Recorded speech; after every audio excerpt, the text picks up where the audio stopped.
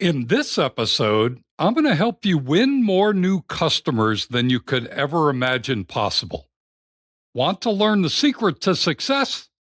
Let's get into it. Welcome to Why Business Teams Fail and How to Avoid It, a show helping small business owners build a radically engaged team that can run the business without you so you can remove the stress from owning a business and enjoy the freedom you deserve. Now, here's your host, Rich Allen. Today, you'll learn that winning new customers requires that you understand three critical parts of a wheel, that by focusing on each individual component of the wheel, you can build a powerful customer acquisition model, and once you understand how it works, you can simply adjust and improve to gain the momentum you need and want. Here's my question for you this week. Are you gaining new customers fast enough to achieve your big goals?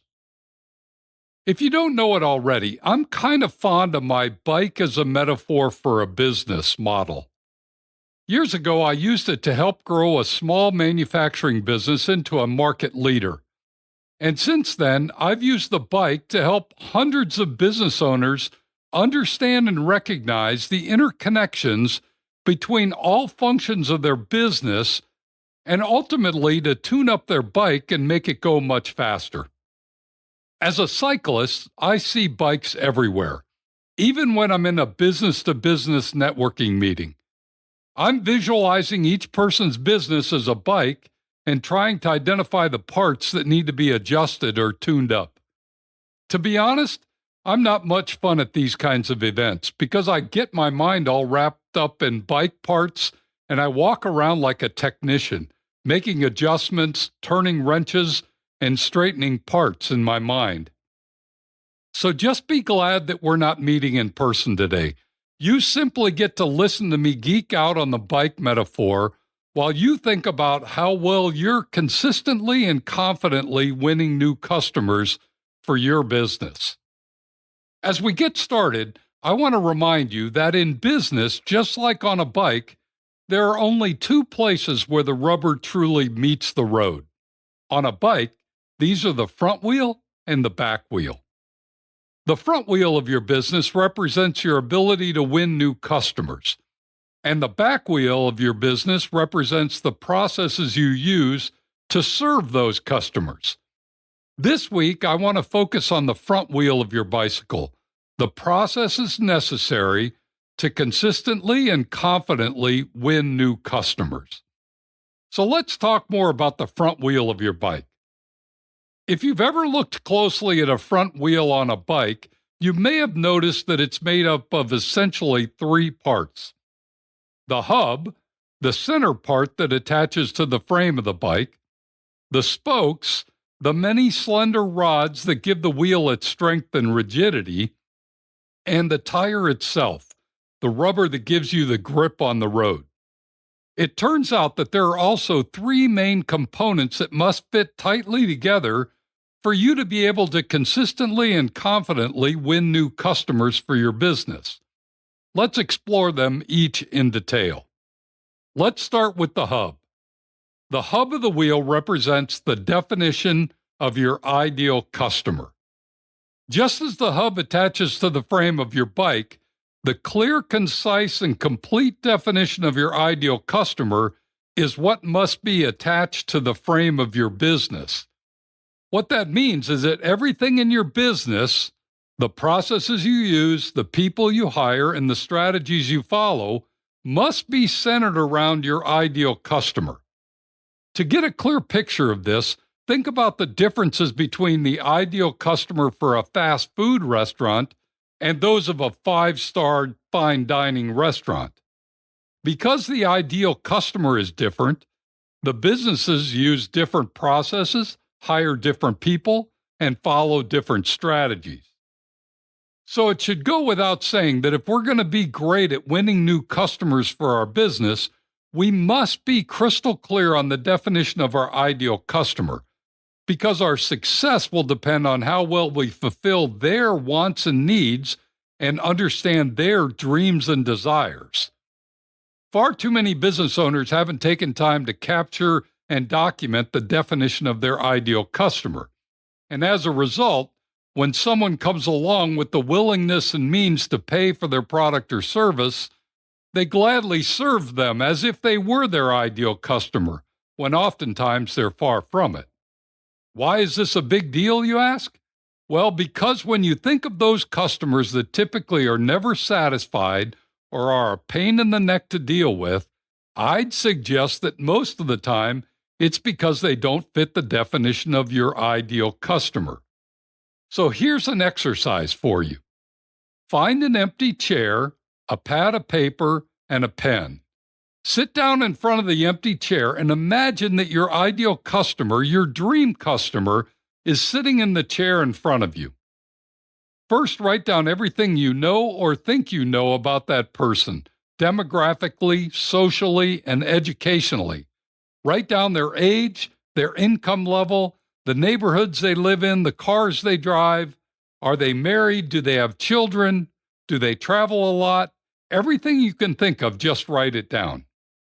Now write down everything that you believe that customer is thinking about when they're buying or using a product or service in your industry. What frustrates them the most about your industry? What do they fear the most? What might they have experienced in the past, both good and bad? What are their desires? What do they hope it'll be like doing business with the best provider in your industry? What are their dreams for the future? What do they want for themselves that is prompting them to engage with someone in your industry? Don't stop until you have a couple of pages of notes. The more, the better. And if possible, write things down using the words and phrases that they might use. Using their words rather than yours is always better and more powerful. Once you're finished, you should have a very clear picture of your ideal customer. And guess what? The frustrations, fears, desires, and dreams you've written down are excellent words and phrases you should use in any of your marketing messages or social media posts. Those who hear or read the words you use and can relate to them are very likely your ideal customers. Once you've completed this exercise, you can move on to the spokes. The spokes represent your marketing strategies. Now think about the front wheel of a bike again and notice how many spokes there are on the wheel. You'll probably find more than just a few. Most bikes have 20 or more spokes. If they have fewer, each one is more solid and sturdy. The reason they have so many spokes is because the spokes give the wheel its strength and keep it turning true without getting wobbly. And it turns out that the same concept applies to your marketing strategies. To keep a steady flow of new leads or prospects coming into you consistently, you must have more than just a few marketing strategies. I've seen business owners try to run and grow their business using just one or two marketing strategies, and it never seems to work. Their flow of new opportunities comes in fits and starts. Sometimes there are plenty, but other times there are none. I suggest that you aim for 6 to 8 solid marketing strategies for your business. This will give you enough solid leads to allow you to have a steady flow of prospects you can take through your sales process. Now, you may be wondering what these 6 or 8 marketing strategies may be. Well, they may be strategies like joining a networking group, posting on social media, joining a chamber of commerce, building an email list, sending out email campaigns, sponsoring a local event or charity, hiring an outside salesperson, implementing a cold calling campaign, or generating website leads using SEO and other online marketing tools. The key here is to pick those you think that are right and best to reach your ideal customer. Then test and measure whether they work or not. As you go along, you can make small adjustments to your message and your methods and continue to test and measure. Done well, this iterative process can generate some great results and give you a steady, solid flow of qualified leads to take through your sales process. Lastly, let's talk about the tire, the rubber on your wheel. This is where you get traction with the surface you're riding on. The tire represents your sales process, the step-by-step process you take each prospect or new lead through so they can learn enough about you and your business to get comfortable enough to pull out their wallet and give you their credit card. Just like the tire on a bike, you want to have good grip and good traction as you ride. You don't want your tire slipping or sliding. It doesn't end well when that happens. The same is true in your business. If you have slippage or sliding in your sales process, the outcome is often not a good one. You miss a step of the process or forget to respond timely to an inquiry, and the prospect assumes you're not all that interested in them, so they go elsewhere to get what they need or want. But here's what I often find. When I ask a business owner to tell me their step-by-step sales process, I get a blank stare. Not many of them have a step-by-step process, or if they do have one, it's on paper only, and when I go talk to the folks on their sales team, each of them have their own unique sales approach. So why is this a big deal? Why can't everyone just have their own approach? Sales is unique, different, and depends on the personality of the person doing the selling, isn't it? Well, here's how I would respond. If everyone on your team does sales their own way, which one's the best way? Which one gets the best results? Wouldn't you want to know? And if you knew, wouldn't you want everyone using the best approach? It'd be better for your business, wouldn't it? And isn't the best way also best for your new customer? I would think so. They seem to get all the information and details they need to make a good buying decision, which sounds like what you want. That's why I'm a fan of defining the best sales process and having everyone use it. Then, over time, as you gain more insight, do more reps, and measure the outcomes, you can always modify or change the process to make it even better. So there you have it. 3 critically important elements that you must get right to consistently and confidently win new customers. I hope this makes sense to you. In fact, I hope that whenever you look at a bike, your eye lands on the front wheel and subconsciously you ask yourself, have I defined my ideal customer with enough detail? As you check to see if the hub is tightly connected to the frame. And do I have 6 to 8 marketing strategies that provide me with a steady flow of good qualified leads as you count the spokes on the wheel and see if they're tightly secured? And have I defined the step-by-step sales process that everyone will use to help my prospects make a good purchase decision? As you check for the tread on the tire and squeeze it to be sure there's enough air to get good traction? Do this, and you'll position your business to be among the best in your industry at defining, attracting, and securing your ideal customers.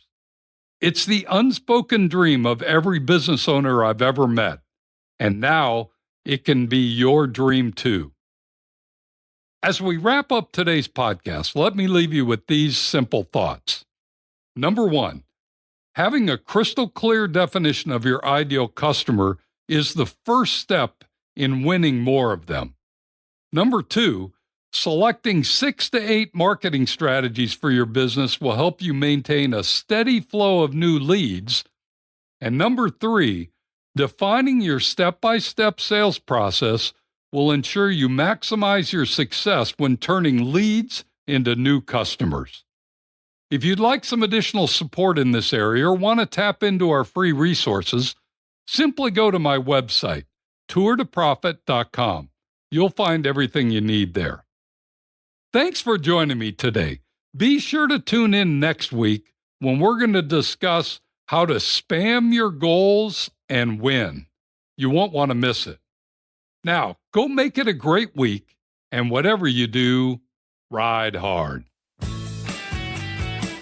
Thank you for listening to Why Business Teams Fail and How to Avoid It. Make sure to like, subscribe, and tell your friends so you don't ever miss an episode. Now go make it a great week, and whatever you do, ride hard.